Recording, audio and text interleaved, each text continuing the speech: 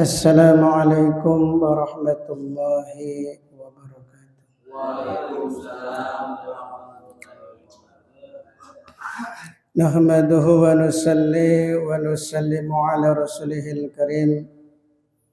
Allahumma la ilma lana illa ma 'allamtana innaka anta 'alamul ghuyub.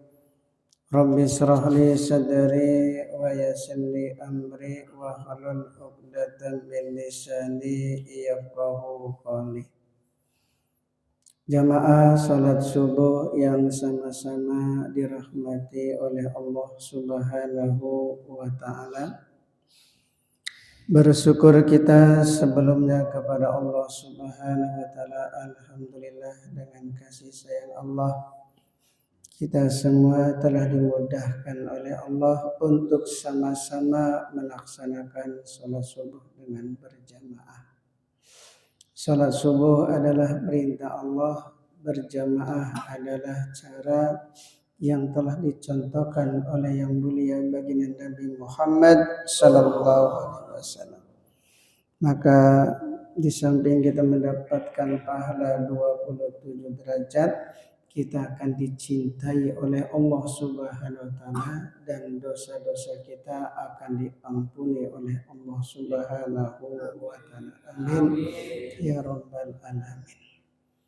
Itu di antara keuntungan orang yang mengamalkan sunnah. Qul in kuntum tuhibbunallah fattabi'uni yuhibbukumullah wa yaghfir lakum dzunubakum. Jadi dengan kita beribadah dengan cara mengikuti yang telah dicontohkan oleh yang mulia baginda Nabi Muhammad sallallahu alaihi wasallam, kita akan dicintai oleh Allah dan dosa-dosa kita akan diampuni oleh Allah. Ya, termasuk isyraq, salat isyraq, duduk sejenak selepas sholat subuh itu sunnah Nabi. Karena Nabi itu habis sholat subuh tidak langsung pulang ke rumah. Beliau menyempatkan berzikir sampai terbitnya matahari. Paling tidak ya kita habis sholat subuh itu jangan langsung keluar. Karena rezeki ini sedang dibagi-bagikan oleh Allah. Siapa tahu di antara kita ada yang mendapatkan uang 10 juta. Amin. Syukur-syukur lebih.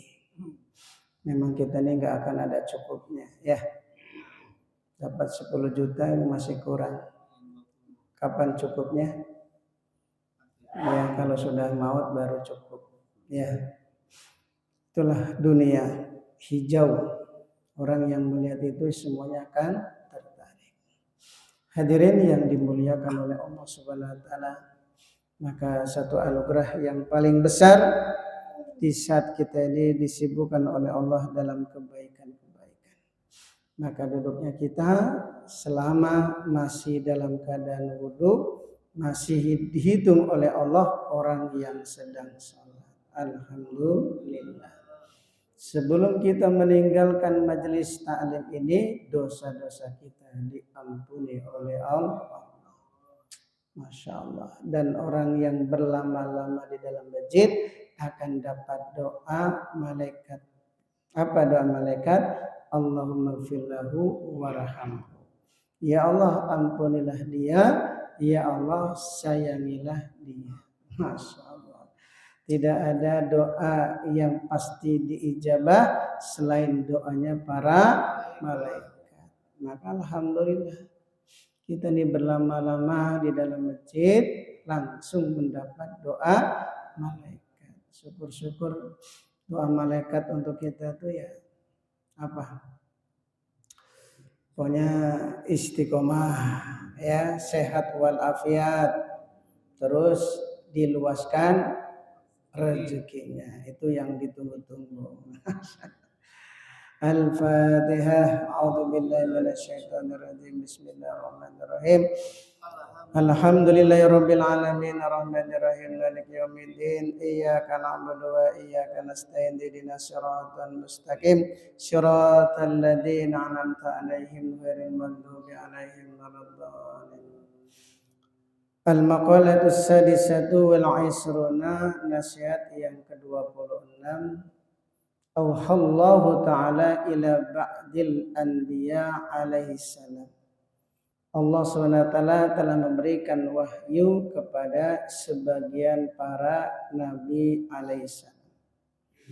Apa yang Allah wahyukan kepada sebagian para nabi alaihissalam, yaitu Allah SWT berfirman, man lakiyani bil mauti wa huwa yuhibbuni adkhaltuhu jannati.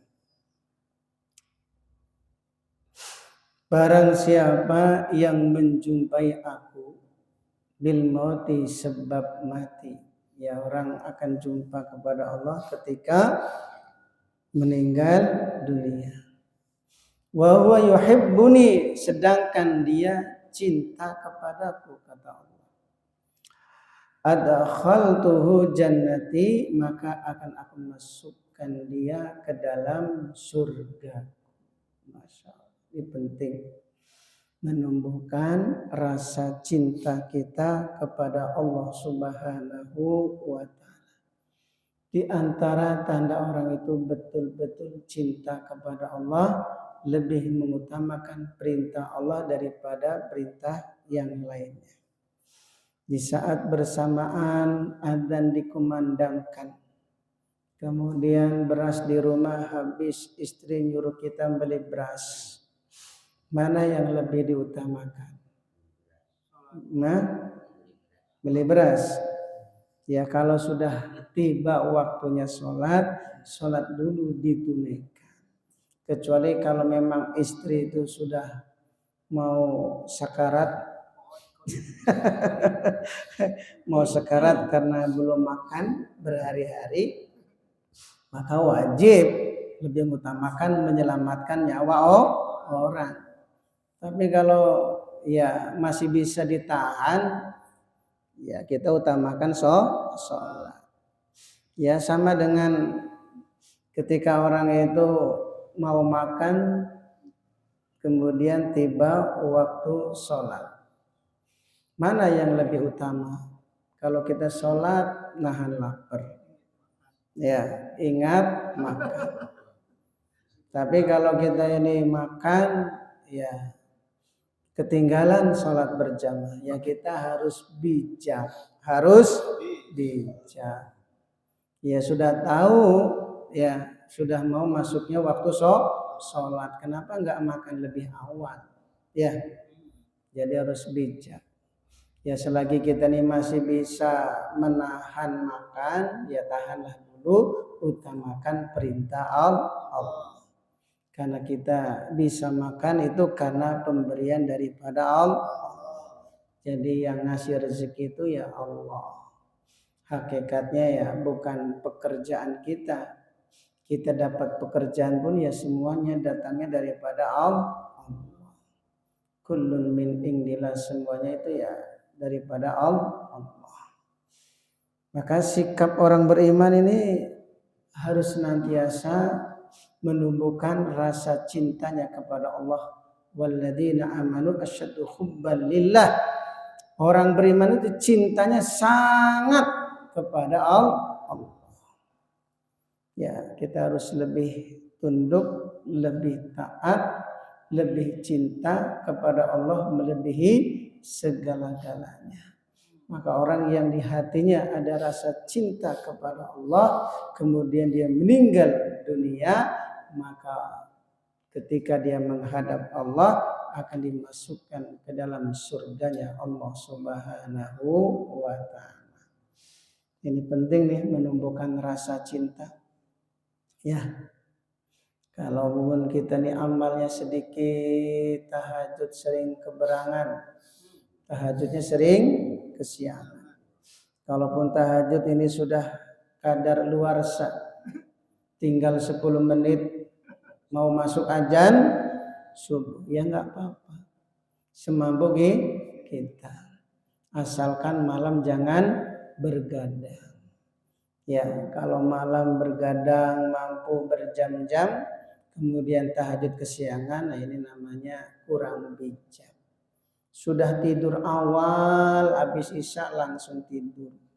Niat tahajud, ya niat tahajud, bangun-bangun mau iqomat, maka dia mendapatkan pahala tahajud. Tapi kalau orang malam bergadang, ya niat tahajud, ya sudah tahu tidurnya jam 12, jam 1, ya ini namanya menyalahgunakan niat. ya benar tahajud. Tapi sudah tahu kalau dia itu mesti ya akan keberangan, kesiangan oleh karena tidurnya terlalu larut malam. Ya kayak Nabi itu tidurnya paling lama itu jam 10. Tidur yang normal itu jam 9 dan jam 10. Paling lama. Syukur-syukur paling awal, kalau sudah jam 12 ke atas melek terus sampai pagi pun itu badan tetap akan sehat. Yang penting tidur awal. Ya. Jangan begadang. Begadang itu merusak ya badan kita. Ya. Disyukuri badan kita yang dikasih sehat oleh Allah itu disyukuri. Mumpung sehat, jangan disia-siakan nikmat sehat itu dengan digunakan untuk banyak bergadang. Kan ada lagunya Romai-Ramai itu diresapi. Boleh-boleh saja kalau ada perlunya. Perlu sekedar ngopi, merokok sebatang, bicara tentang keagungan Allah. Ini rokok kok panas, bagaimana kalau panasnya di neraka kan gitu. Ya. Udah itu masuk ke rumah, tidur, niat tahajud. Tahu-tahu bangun azan, sudah dapat pahala. Jangan sampai larut malam. Insyaallah ya. Ya. Walaupun amal kita ini sedikit, tahajudnya ya mungkin sering kesiangan, tapi kalau kita ini dalam hatinya ada kecintaan kepada Allah, insya Allah di akhirat kita akan dimasukkan ke dalam surganya Allah Subhanahu wa Ta'ala. Semoga termasuk kita. Amin. Ma'as-sabiqin, yaitu akan dikumpulkan bersama orang-orang yang terdahulu. Siapa? Para anbiya. Masya Allah. Dikumpulkan dengan para nabi, mulai Nabi Adam alaihissalam, Nabi Nuh alaihissalam. Kita penasaran kan, wajah Nabi Adam itu wajahnya kayak bagaimana ya, penasaran. Kemudian ya wajahnya Nabi Musa alaihissalam yang beliau diceritakan kisahnya dalam Al-Quran itu ya paling banyak, hampir setiap surah itu mesti cerita tentang Nabi Musa alaihissalam. Ya banyak kisahnya. Nah kita ini kan penasaran kayak apa wajahnya Nabi Musa alaihissalam. Maka kalau kita ingin jumpa dengan orang-orang terdahulu, tumbuhkan dalam hati kita rasa cinta kita kepada Allah. Insyaallah ya. Yang kedua, wa man laqiyani huwa yakhafuni ajnabtuhu nari. Barang siapa yang menjumpai aku bil mauti sebab mati, wal halu huwa yakhafuni, sedangkan dia takut kepadaku. Yakhafu adabi, yaitu takut akan adabku, ajnabtuhu nari, maka aku jauhkan dia dari neraka. Masya Allah. Jadi kalau orang itu ya punya sifat rasa takut kepada Allah, nanti di akhirat justru orang seperti itu akan dijauhkan oleh Allah dari nerakanya Allah. Karena takut kepada Allah ini ada nilainya di sisi Allah. Kalau orang takut sama istri, Gimana itu? Ya, bukan takut, itu namanya menghargai pengorbanan seorang istri karena capek ngurus anak kita, capek masak buat kita, capek nyuci baju buat kita. Ya kalau dia marah ya kita diem. Ya, pahala tanpa harus berkorban. Itu kalau dimarah istri kita diam, itu pahala tanpa harus berkorban. Kalau kita memberikan hadiah kepada istri, itu dapat pahala di saat istri bergembira. Tapi kan harus ada korban, memberikan hadiah, entah itu uang 1 gepok, 5 juta buat istri kita. Istri kita senang, maka itu mendapatkan pahala. Ya, dapat pahala tapi kitanya harus korban, memberikan sesuatu kepada istri. Tapi dapat pahala tanpa korban apa? Kita dimarah dan kita diam. Betul ya? Paling enak tuh itu. Pilih mana? Pokoknya kalau dimarah, diam, itu pahala gratis. Pahala gratis. Kita nggak perlu harus korban. Makanya ada seorang ulama, ya ulama tanah Jawa, itu saking sabarnya dimarah sama istrinya itu nggak pernah marah. Kata istrinya bunyanya mboknya sekali-kali itu marah biar ada lawan gitu. Biar ada lawan tapi nggak mau marah. Itu jawabnya seperti itu. Supaya saya mendapatkan pahala tanpa harus berkorban. Nah, ya kalau kita kan ngasih duit ya kalau kita punya uang, tapi nggak setiap hari kita punya uang. Ya, memberikan emas kan nggak tiap hari kita membelikan emas. Karena ya kalau kita membahagiakan istri itu dapat pahala. Ya, pegang tangan istri itu akan mendapatkan satu kebaikan, diampuni 1 dosa, dinaikkan 1 derajat. Itu baru pegang tangannya. Kalau cium, mendapatkan 10 kebaikan, diampuni 10 dosa, dinaikkan 10 derajat. Kalau memeluk, kata Nabi kalau dia memeluk istrinya akan mendapatkan 100 kebaikan, diampuni 100 dosa, dinaikkan 100 derajat. Itu baru 1 istri. Bagaimana kalau 4 istri? Nah, 1 aja udah kalau sering pegang, sering peluk itu udah dapat banyak pahala. Maka beruntung orang yang punya istri. Rugi yang tidak punya. Siapa yang mau dipegang? Nah, siapa yang mau dicium? Bantal guling. Siapa yang mau dipeluk? Nah, disitulah ulama-ulama dulu tuh kalau istrinya meninggal besoknya langsung nikah lagi. Bukan karena nafsu, karena ingin menyempurnakan agama. Masya Allah, ini jadi larinya kok ke sana. Ini pentingnya. Yang kedua, menanamkan rasa takut kepada Allah.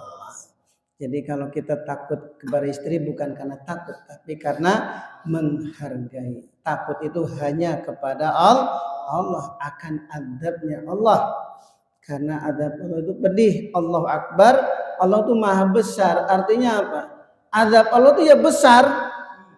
Makanya orang ahli neraka itu giginya aja dibesarkan sebesar gunung Uhud. Kalau gigi ahli neraka sebesar gunung Uhud, gunung Manglayang, kebayang? Itu baru 1 gigi sebesar gunung Manglayang. Itu kalau 12 gigi nggak kebayang sebesar apa orangnya itu loh. Kira-kira sebesar apa? Kayaknya sebesar ya wilayah Bandung kayaknya ya. Betul nggak? Kayaknya lebih. Ya kalau giginya sebesar gunung Manglayang mungkin sebesar tanah Pulau Jawa. Jadi orangnya sebesar Pulau Jawa. Giginya sebesar Gunung Selamet. Ya. Kenapa? kok dibesarkan orang ahli neraka sebesar itu supaya disiksa di neraka tuh mantap. Nah, jadi suara kalau kecil kan tik. Ya, makanya digedein. Betul nggak? Coba seperti ikan kecil sama ikan besar, itu kan lebih lincah ikan kecil. Ikan kecil kalau dibanting itu ya biasa, tapi kalau ikan besar debu kan itu. Sama dengan orang gendut sama orang ceking. Coba kalau orang gendut kalau jatuh gimana? Debu. Tapi kalau ceking melayang dia. Jatuh itu biasa, lukanya ya kecil, paling ledes sedikit. Tapi kalau orang gendut jangan coba-coba, jatuh itu babak belur itu. Makanya ya pentingnya kita menumbuhkan dalam hati kita rasa takut kepada Allah karena azabnya yang begitu dahsyatnya. Ya, api neraka itu jangan kita dianggap itu biasa. Wong kita kena abu rokok saja itu panasnya luar biasa. Kalau nggak percaya coba ditempelkan di pipi kita itu. Ya, itu abu rokok. Sedangkan api neraka itu panasnya 70 kali lipat panas api di dunia. Jadi dipakaikan itu sendal neraka, itu otak yang di kepala langsung mendidih. Saking panasnya seluruh tubuh ikut merasakan. Dan itu siksaan yang paling kecil, yang paling ringan. Gimana yang nggak ringannya itu? Masya Allah. Maka penting kita ini jangan sampai di hati kita tidak ada rasa takut kepada Allah. Karena dengan menumbuhkan rasa takut kita kepada Allah, kita tidak akan berani bermaksiat kepada Allah. Yang ketiga, wa man laqiyani, barang siapa yang menjumpai aku, kata Allah, bil mauti, sebab mati, wa huwa yastahyi minni, sedangkan dia malu kepada, bi antak bidu nafsu min syai'in khaufan min iqabillahi ta'ala lahu fihi, hatinya itu menciut karena takutnya terhadap siksaan Allah, lahu fihi, atas perkara yang ia lakukan. Dia tuh ya merasa bersalah karena dia pernah melakukan dosa. Sehingga ketika dia menghadap Allah itu ya ada rasa malu. Ada rasa malu karena dia pernah melakukan dosa. Karena apa saja yang kita pernah lakukan, ya, khususnya dosa-dosa itu semuanya telah diketahui oleh Allah. Walaupun kita bersembunyi di semak-semak, ya orang lain nggak tahu, keresak. Ya orang lain nggak tahu di bawah pohon pisang sumpah. Tapi ya bumi mengetahui, itu bumi akan menjadi saksi, ya akan menjadi saksi dimanapun kita berada, bahkan sembunyi di tempat yang sangat tertutup, orang lain tidak tahu, tapi tetap bumi akan menjadi saksi, apalagi Allah Subhanahu wa taala yang lebih tahu. Masya Allah. Maka kalau kita ini sudah terlanjur melakukan dosa, tanamkan dalam hati kita rasa malu kepada Allah. Dengan kita ini punya sifat malu kepada Allah akan dosa-dosa yang pernah kita lakukan, apa kata Allah? Ansaitul hafadhata dunubahu, maka aku, kata Allah, akan bikin lupa al-hafadha, malaikat yang ditugaskan untuk menulis amal-amalnya, yaitu dunubahu, dosa-dosa. Jadi malaikat itu dibikin lupa oleh Allah yang pernah mencatat dosa yang pernah dia lakukan, dicatat oleh malaikat. Ngintip, sumpah mengintip orang mandi, itu ditulis oleh malaikat. Kemudian apalagi selain ngintip? Ya, kalau nyuri dosa besar itu. Ya, pokoknya dosa-dosa kecil itu dicatat ya. Yang ngelirik sedikit, nah itu juga ya walaupun sedikit ditulis oleh malaikat. Jadi nggak ada istilah kata malaikat ini nggak apa-apa kalau dikit. Kalau sekedar ngelirik nggak apa-apa, enggak, tetap dicatat oleh malaikat. Nah, orang yang punya sifat malu kepada Allah karena dosa-dosa yang pernah dia lakukan, maka nanti di akhirat itu malaikat petugas yang nyatat keburukan itu akan dibikin lupa oleh Allah Subhanahu wa ta'ala. Masya Allah. Itulah rahmatnya Allah. Ketika dibuka catatan amalnya, ternyata keburukan kita itu enggak ada. Ya, malaikatnya lupa. Malaikatnya lupa. Yang bikin lupa siapa? Allah. Ya. Sebab orang apa?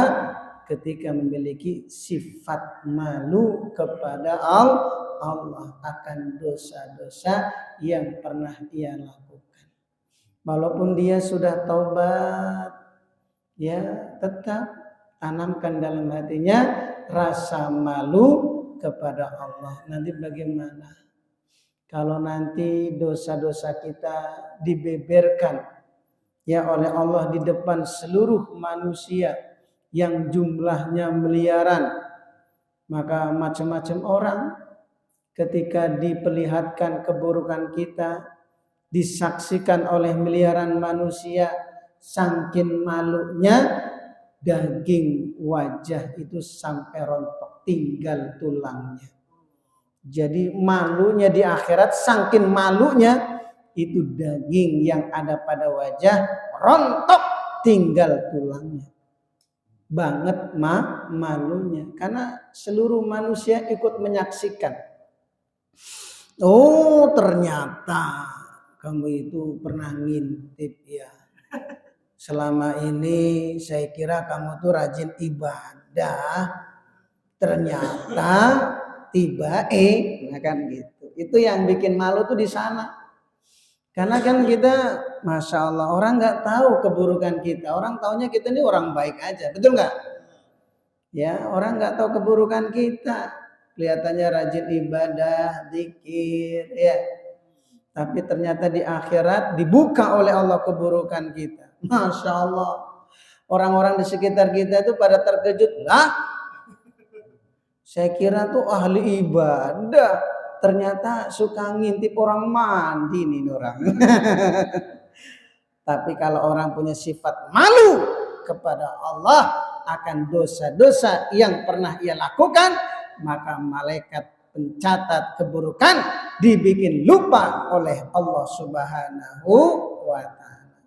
Dibuka catatan amalnya, kosong keburukannya, tinggal kebaikan semua. Semoga termasuk kita. Amin. Penting menanamkan rasa cinta kepada Allah, rasa takut kepada Allah, rasa malu kepada Allah. Sekarang kan zaman era itu malu artinya ya? Era globalisasi. Ya. Nah, sekarang tuh zaman era ke masjid. Era ke masjid. Malu ke masjid. Jangan. Malu tuh kalau kita bermaksiat kepada Allah. Kalau belajar Quran jangan malu. Ya.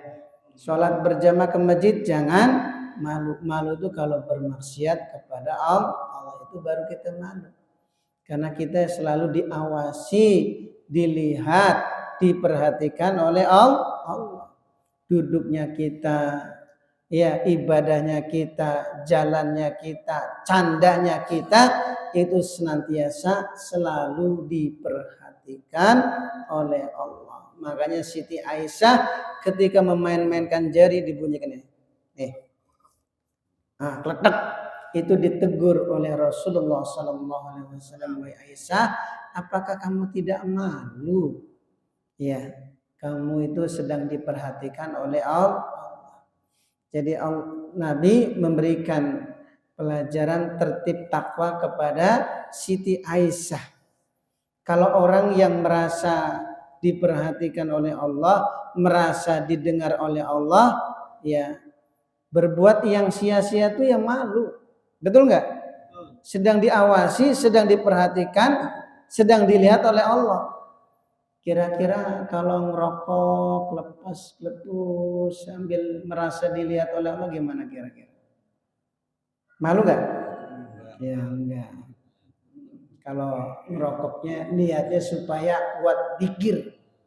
Orang ngerokok itu selalu banyak alasan. Ya. Selagi masih makruh, ya selagi masih makruh.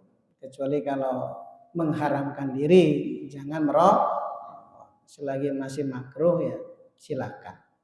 Menurut pendapatnya masing-masing. Karena ada kiai orang Tegal, ya kiai Tegal itu malah wajib rokok itu wajib. Alasannya apa? Saya kalau nggak ngerokok itu sholat subuhnya itu ngantuk. Daripada sholat subuh ngantuk, maka saya wajib merokok dulu. Tapi ini jangan jadikan hukum untuk jamaah syukur, ya. Nanti sebelum sholat merokok semua. Alasannya Pak, biar melek Pak Ustaz. Biar melek, ya. Pokoknya paling tidak kita ada rasa malu lah, insyaallah ya. Karena kita sedang diawasi, sedang diperhatikan, sedang didengar oleh Allah. Jadi berbuat itu kita tuh mikir, itu namanya takwa tuh gitu. Kalau saya ini duduk, kira-kira duduk saya ini diridhoi oleh Allah atau tidak? Kalau saya ini berjalan, kira-kira jalan saya ini diridhoi oleh Allah atau tidak? Ketika saya bercanda, canda saya ini diridhoi oleh Allah. Itu namanya takwa itu seperti itu. Merasa diperhatikan, merasa didengar, merasa dilihat, sehingga dia tidak bertindak kecuali atas ridhonya Allah. Itu namanya takwa.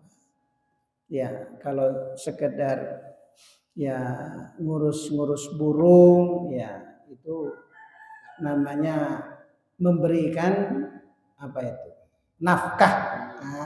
Nafkah kepada burung itu berpahala. Ya, berpahala ya. Apalagi kalau burungnya dilepas. Berpahala ya. Jangan. Ya ada burung yang kalau dilepas malah mati, nggak bisa cari makan sendiri. Ya itu selalu ada alasan yang ya.